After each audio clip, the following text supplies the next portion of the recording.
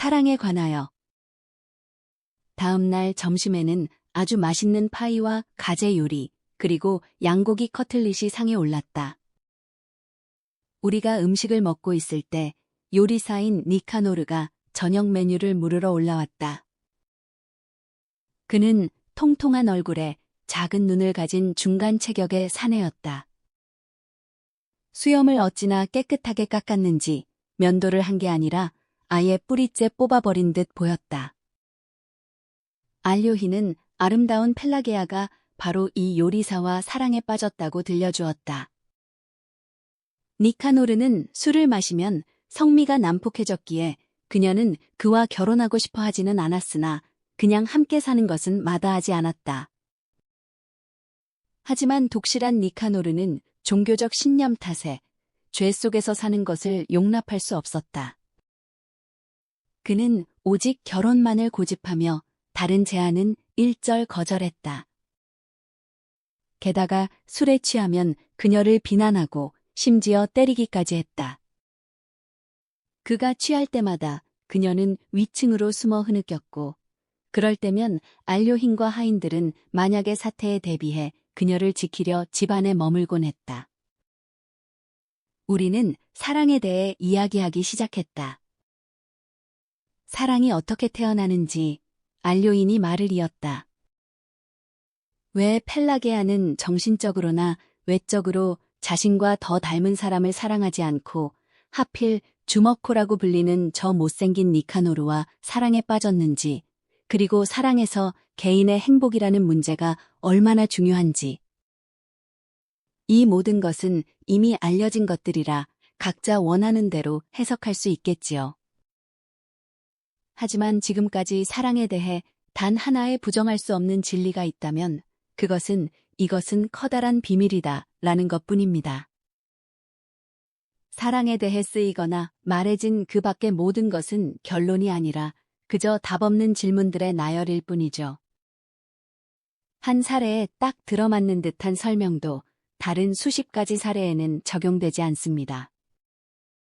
제 생각에 가장 좋은 방법은 일반화하려 애쓰지 않고 각각의 사례를 개별적으로 설명하는 것입니다. 의사들이 말하듯 개별화해야 하는 것이죠. 지당한 말씀입니다. 부르킨이 동조했다. 우리 러시아 지식인들은 이렇듯 답없는 질문들에 유독 집착하곤 합니다. 보통 사랑은 장미와 나이팅게일로 수놓아진 시적인 것으로 묘사되곤 하지요. 하지만 우리 러시아인들은 우리의 사랑을 아주 중대한 질문들로 장식하곤 합니다. 그것도 가장 무미건조한 질문들로 말이죠. 모스크바에서 학생이던 시절 제 삶을 공유했던 매력적인 여인이 있었습니다. 제가 그녀를 품에 안을 때마다 그녀는 제가 생활비로 한 달에 얼마를 줄지, 쇠고기 1푼트에 얼마인지를 생각하곤 했죠. 마찬가지로 우리도 사랑에 빠지면 스스로 질문을 던지느라 결코 지치지 않습니다. 이것이 명예로운가 불명예스러운가, 현명한가 어리석은가, 이 사랑이 어디로 향하고 있는가 하는 것들 말입니다. 그것이 좋은 일인지 나쁜 일인지는 모르겠습니다만 그런 생각이 사랑에 방해가 되고 불만족스럽고 짜증스럽다는 것만은 잘 압니다. 그는 무언가 이야기를 들려주고 싶은 눈치였다. 고립된 삶을 사는 이들에게는 늘 남에게 털어놓고 싶어하는 무언가가 가슴속에 남아있기 마련이다. 도시의 독신자들은 대화를 나누기 위해 일부러 목욕탕이나 식당을 찾아가고 때로는 때밀이나 웨이터에게 아주 흥미로운 이야기를 들려주기도 한다. 시골에서는 보통 손님들에게 속마음을 털어놓는 법이다. 창밖으로 회색빛 하늘과 비에 젖은 나무들이 보였다. 이런 날씨엔 어디로도 갈 수 없었기에 우리는 그저 이야기를 들려주고 듣는 수밖에 없었다. 대학을 졸업한 직후부터 저는 이곳 소피노에서 오랫동안 농사를 지어왔습니다. 알료힌이 시작했다.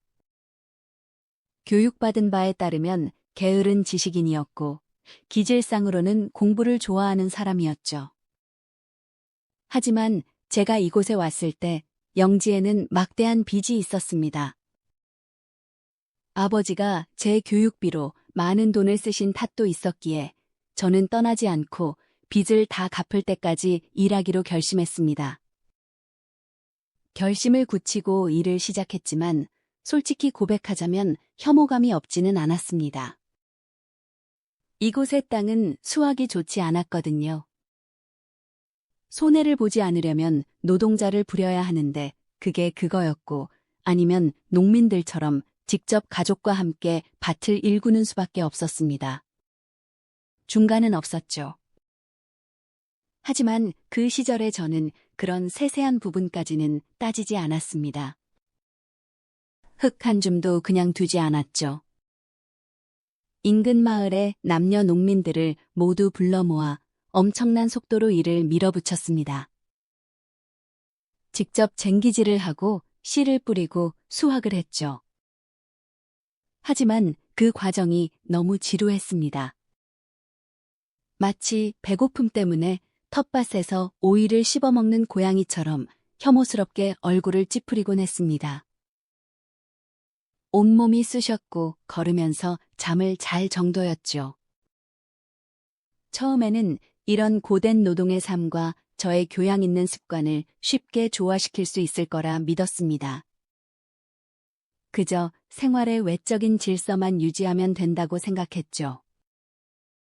위층의 가장 좋은 방에 머물며 식사 후에는 커피와 술을 가져오게 했습니다. 밤에 잠들기 전에는 매일 유럽 소식 잡지를 읽었고요. 하지만 어느 날 마을에 이반 신부가 와서 제 술을 한꺼번에 다 마셔버렸고 잡지들은 신부의 딸들에게 넘어가 버렸습니다. 게다가 여름, 특히 건초를 만드는 철에는 침대에 누워보지도 못한 채 헛간의 썰매나 숲지기의 오두막 같은 데서 잠을 청했습니다.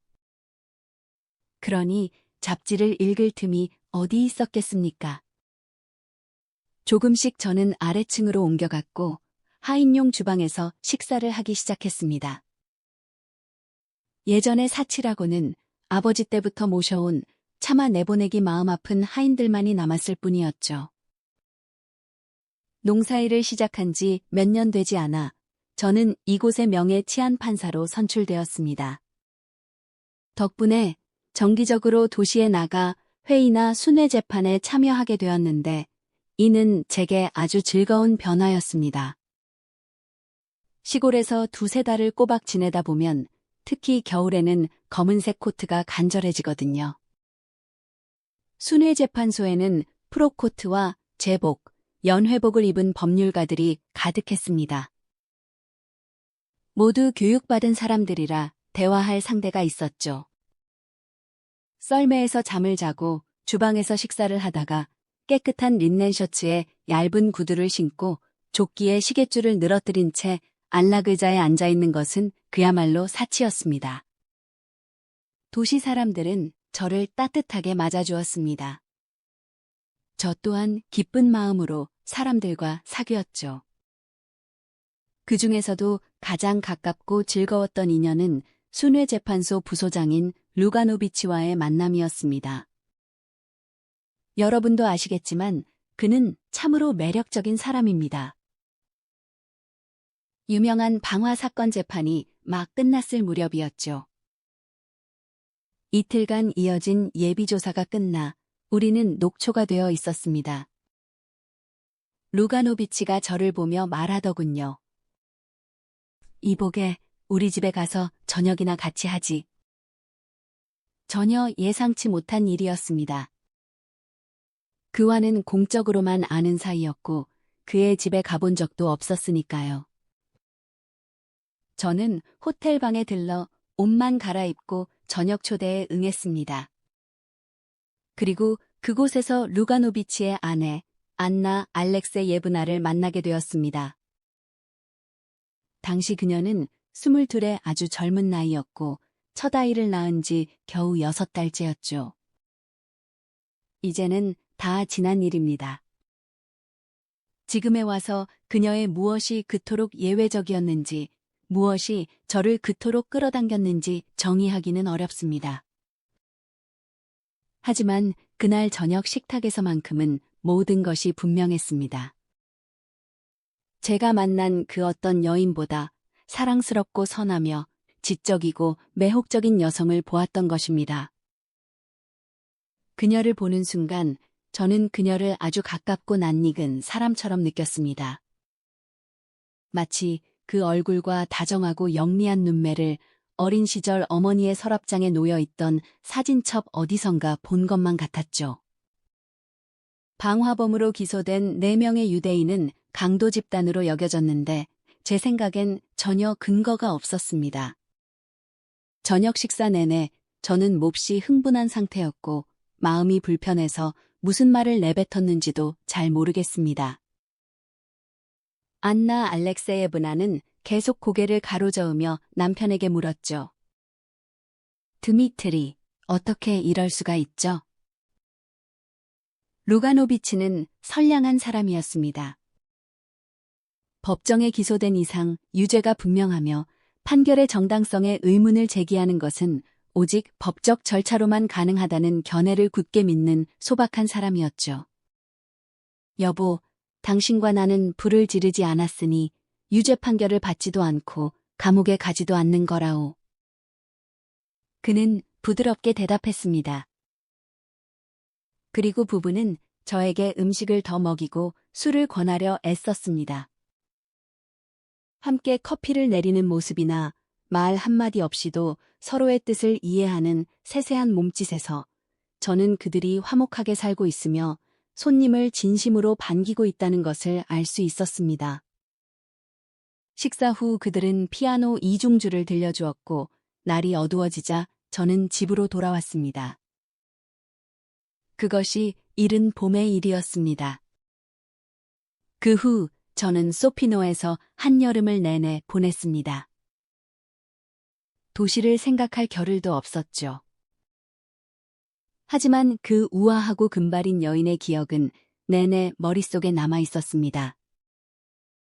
그녀를 굳이 떠올리려 하지 않아도 그녀의 옅은 그림자가 제 심장 위에 드리워진 것 같았습니다. 늦가을, 도시에서 자선 연극 공연이 열렸습니다. 휴식 시간에 주지사의 특별석으로 초대받아 가보았더니 안나 알렉세예브나가 주지사 부인 곁에 앉아 있더군요. 또다시 거부할 수 없는 아름다움과 다정하고 애무하는 듯한 눈매가 주는 전율, 그리고 또다시 느껴지는 그 친밀함이라니. 우리는 나란히 앉아 있다가 휴게실로 나갔습니다. 살이 빠지셨네요. 그녀가 말했습니다. 어디 아프셨나요? 네, 어깨에 류머티즘이 생겨서 비가 오면 잠을 잘 못 잡니다. 기운이 없어 보여요. 봄에 저녁 드시러 오셨을 때는 더 젊고 자신감이 넘쳤는데 말이죠. 그때는 정말 흥미로운 분이어서 솔직히 제가 조금 매료되었답니다. 여름 내내 왜 그런지 당신 생각이 자주 났어요. 오늘도 극장에 올 준비를 하면서 당신을 보게 될지도 모른다고 생각했죠. 그녀는 웃었습니다. 하지만 오늘은 정말 기운이 없어 보여요. 그래서 더 나이 들어 보이는걸요? 다음 날, 저는 루가노비치네 집에서 점심을 먹었습니다. 식사 후 그들은 겨울을 날 준비를 하러 교회 별장으로 향했고 저도 동행했습니다. 함께 도시로 돌아온 뒤 난로불이 타오르는 고요하고 화목한 분위기 속에서 자정의 차를 마셨습니다. 젊은 어머니는 아기가 잘 자고 있는지 수시로 확인하러 갔죠. 그날 이후로 저는 도시에 나갈 때마다 한 번도 빠짐없이 그 집을 방문했습니다. 그들도 저에게 익숙해졌고 저 또한 그들에게 익숙해졌습니다. 나중에는 예고도 없이 마치 가족 중 한 사람처럼 그 집 문을 열고 들어갔죠. 거기 누구죠? 먼 방 안에서 제가 그토록 사랑했던 느릿한 목소리가 들려옵니다. 파벨 콘스탄티노비치입니다. 하녀나 보모가 대답합니다.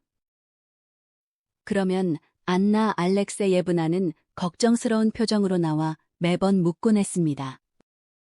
왜 이렇게 오랜만이에요? 무슨 일이라도 있었나요? 그녀의 눈빛, 저에게 내밀던 우아하고 섬세한 손길, 그녀의 실내복, 머리 모양, 목소리, 걸음걸이. 이 모든 것들은 제 삶에서 늘 새롭고 비범하며 아주 중요한 무언가를 만난 듯한 인상을 주었습니다. 우리는 몇 시간씩 대화를 나누기도 했고 각자의 생각에 잠긴 채 침묵하기도 했으며 그녀가 피아노를 쳐주는 것을 몇 시간이고 듣기도 했습니다. 아무도 집에 없으면 저는 남아서 기다리며 아이와 놀아주기도 했고 서재 소파에 누워 책을 읽기도 했습니다. 안나 알렉세예브나가 돌아오면 저는 현관으로 마중 나가 그녀의 짐꾸러미들을 받아들었습니다. 왠지 모르게 저는 그 짐들을 들 때마다 마치 소년처럼 경건하고 지극한 사랑을 담아 옮기곤 했습니다. 농가 아낙네가 근심이 없으면 돼지를 산다는 속담이 있지요. 루가노비치 부부는 근심이 없었기에 저와 친구가 되었습니다. 제가 도시에 나타나지 않으면 제가 아프거나 무슨 일이라도 생긴 줄 알고 두 사람 모두 극도로 불안해했습니다. 그들은 외국어 교육을 받은 지식인인 제가 학문에 전념하지 않고 시골에 처박혀 화난 다람쥐처럼 쳇바퀴를 돌며 고생하는 것을 안타까워했습니다. 제가 불행하다고 생각했고 제가 웃고 떠들며 먹는 것이 고통을 감추기 위한 것이라고 믿었죠. 심지어 제가 기분이 좋아 행복한 순간에도 저를 살피는 그들의 시선을 느낄 수 있었습니다. 특히 제가 정말 우울할 때 그들은 유독 감동적으로 저를 대했습니다. 부부는 창가에서 소곤소곤 이야기를 나누더니 남편이 엄숙한 표정으로 제게 다가와 말하곤 했죠. 지금 당장 돈이 필요한 거라면 우리 부부가 빌려줄 테니 주저 말고 말하게나. 그는 감정에 북받쳐 귀까지 빨개지곤 했습니다. 또 어떤 때는 귀를 붉히며 다가와 제 아내와 제가 드리는 이 선물을 꼭 받아주셨으면 합니다. 라며 커프스 단추나 시각 케이스 같은 것을 선물했습니다. 저는 시골에서 사냥한 고기나 버터, 꽃들을 보내주었죠. 그들은 재산이 꽤 넉넉한 편이었습니다. 예전에 저는 어디서든 돈을 빌리는데 큰 거부감이 없었지만 루가노비치 부부에게만큼은 세상 그 무엇을 준다 해도 결코 돈을 빌릴 수 없었습니다.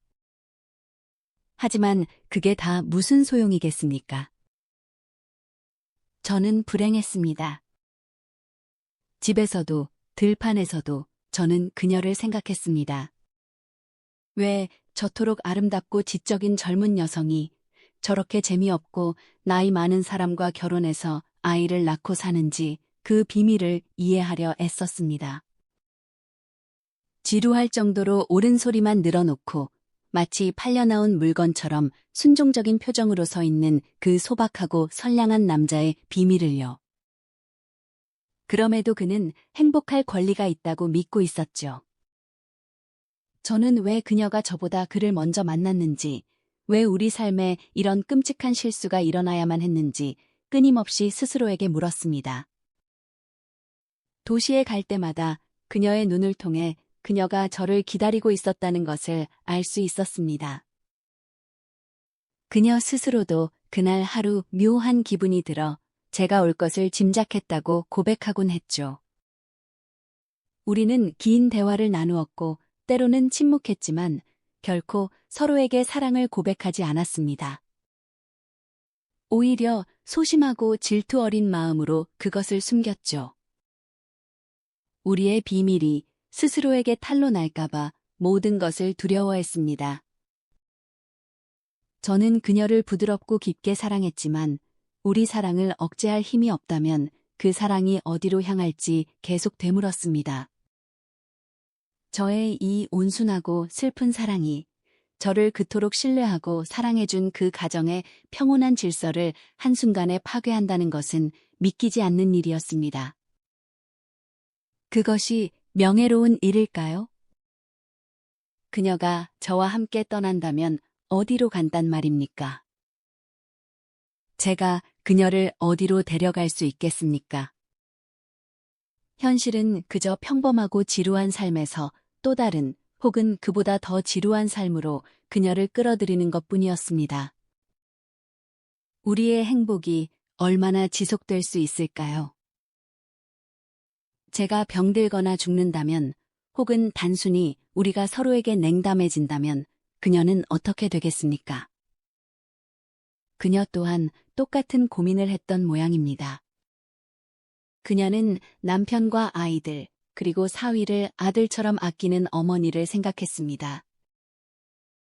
감정에 몸을 맡긴다면 거짓말을 해야 하거나 진실을 말해야 할 텐데 그녀의 처지에서 어느 쪽이든 똑같이 끔찍한 일이었을 테니까요. 그녀는 자신의 사랑이 과연 저를 행복하게 해줄 수 있을지 고뇌했습니다. 이미 충분히 힘들고 문제투성이인 제 삶을 더 복잡하게 만드는 것은 아닐까 하고 말이죠. 그녀는 자신이 저에게 충분히 젊지 않으며 새로운 삶을 시작할 만큼 활기차지도 않다고 느꼈습니다.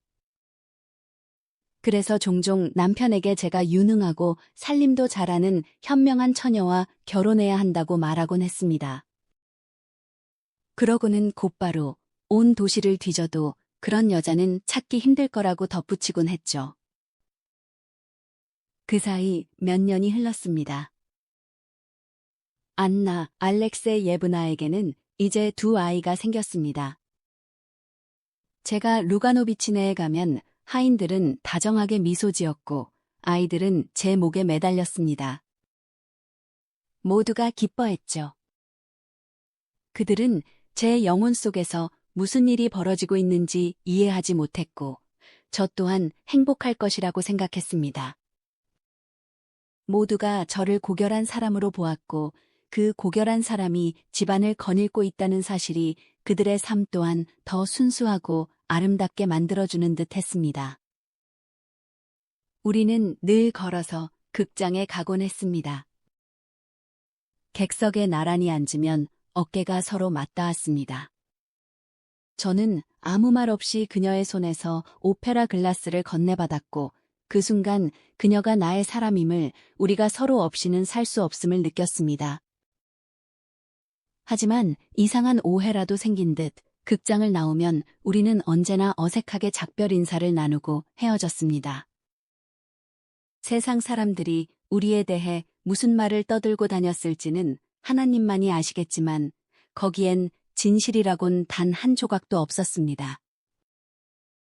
말년에 들어 안나 알렉세예브나는 어머니나 언니를 만나러 자주 집을 비우기 시작했습니다. 그녀는 기분이 가라앉고 우울해했으며 자신의 삶이 망가지고 결핍되었다는 사실을 깨닫기 시작했습니다. 때로는 남편이나 아이들조차 보고 싶어 하지 않았죠. 그녀는 이미 신경쇠약 치료를 받고 있었습니다. 우리는 여전히 침묵했습니다. 하지만 타인이 있을 때 그녀는 저를 향해 이상한 신경질을 부리곤 했습니다. 제가 무슨 말을 하든 그녀는 반대했고 논쟁이라도 벌어지면 제 상대방 편을 들었습니다. 제가 무언가 떨어뜨리기라도 하면 냉담하게 축하드려요 라고 말했죠. 극장에 갈 때 오페라 글라스를 챙기는 걸 잊으면 나중에 이렇게 쏘아붙였습니다. 그럴 줄 알았어요. 다행인지 불행인지 우리 삶에 끝이 없는 것은 없습니다. 이별의 시간이 왔습니다. 루가노비치가 서부 지역의 법원장으로 임명된 것입니다. 그들은 가구와 별장을 팔아야 했습니다. 별장을 떠나오며 정원과 초록색 지붕을 마지막으로 돌아볼 때 모두가 슬픔에 잠겼습니다. 저 또한 별장과만 이별하는 것이 아니라는 걸 직감했죠. 8월 말에 그녀를 크림반도로 먼저 떠나보내고 조금 후에 루가노비치와 아이들이 떠나기로 계획되었습니다. 안나 알렉세예브나를 배웅하기 위해 수많은 인파가 모였습니다. 그녀가 가족과 작별 인사를 나누고 발차를 알리는 세 번째 종이 울리기 직전, 저는 그녀가 선반 위에 깜빡 두고 간 바구니를 얹어주기 위해 열차 칸으로 뛰어들어갔습니다. 이제는 정말 작별을 고해야 할 때였죠. 열차 칸 안에서 서로의 눈이 마주쳤을 때 우리 두 사람을 지탱하던 정신적인 인내심이 무너져 내렸습니다. 저는 그녀를 품에 안았고 그녀는 제 가슴에 얼굴을 묻었습니다. 그녀의 눈에서 눈물이 쏟아졌습니다. 눈물에 젖은 그녀의 얼굴과 어깨, 손에 입을 맞추며 오, 우리는 얼마나 불행했던가요? 저는 사랑을 고백했습니다. 가슴을 찌르는 고통 속에서 우리의 사랑을 가로막았던 그 모든 것들이 얼마나 불필요하고 사소하며 기만적이었는지를 깨달았습니다. 사랑을 할 때 그 사랑에 대해 고민하려거든 행복이나 불행, 죄나 미덕 같은 통념보다 더 고귀하고 중요한 것에서 시작해야 한다는 것. 그렇지 않을 바에는 아예 생각조차 하지 말아야 한다는 것을 깨달았습니다. 저는 마지막으로 그녀에게 입을 맞추고 손을 꼭 쥔 뒤 영원히 헤어졌습니다. 기차는 이미 출발하고 있었습니다. 저는 비어있는 옆 칸으로 들어가 다음 역에 도착할 때까지 앉아서 울었습니다. 그러고는 소피노의 집까지 걸어서 돌아왔습니다. 알료인이 이야기를 마쳤을 때 비가 그치고 햇살이 비치기 시작했다. 부르킨과 이반 이바노비치는 발코니로 나갔다. 그곳에선 정원과 연못이 내려다 보였는데 연못은 이제 햇빛을 받아 거울처럼 반짝이고 있었다. 두 사람은 그 풍경에 감탄하면서도 그토록 진실한 감정으로 이야기를 들려준 이 선하고 영리한 사내가 학문에 전념하거나 더 즐거운 삶을 사는 대신 저 거대한 영지에서 쳇바퀴 도는 다람쥐처럼 평생을 보내야 한다는 사실에 안타까움을 느꼈다. 그리고 그 기차 칸에서 작별 인사를 하며 얼굴과 어깨에 입을 맞추던 순간 안나 알렉세예브나의 얼굴이 얼마나 슬펐을지 생각했다. 두 사람 모두 도시에서 그녀를 본 적이 있었고 특히 부르키는 그녀를 알고 있었으며 그녀가 참으로 아름다운 여인이라고 생각했다. 작품 해설 망설임이라는 감옥에 갇힌 사랑. 이 작품은 사랑이라는 보편적 감정이 현실의 무게 앞에서 얼마나 무력하고도 서글프게 침잠하는지를 보여주는 수작입니다. 이 작품은 사랑을 정의하려 들지 말라는 주인공 알료인의 말로 시작되지만 역설적으로 그는 도덕과 책임이라는 지적인 질문들에 갇혀 일생의 연인을 떠나보냅니다. 요리사 니카노르의 거칠고 원초적인 사랑과 알료인의 고상하지만 망설임 가득한 사랑은 극명한 대조를 이룹니다. 우리는 흔히 사랑 앞에서 이유와 자격을 묻습니다. 이 관계가 도덕적으로 합당한지 혹은 미래가 보장되는지를 따지느라 정작 눈앞의 진실을 외면하곤 하죠. 열차 칸에서의 뒤늦은 고백은 우리가 사랑을 가로막는다고 믿었던 그 모든 사회적 관습과 번민들이 사실은 얼마나 사소한 것이었는지를 아프게 일깨워줍니다. 작가는 말합니다. 사랑은 결코 일반화할 수 없는 개별적인 신비이며 그 신비를 논리나 도덕으로 재단하려 할 때 남는 것은 영원한 상실과 회한뿐이라고 말이죠. 비가 그친 뒤 다시 지루한 일상으로 돌아가는 알료힌의 모습은 우리 삶을 스쳐 지나간 수많은 망설임의 순간들을 쓸쓸하게 반추하게 합니다.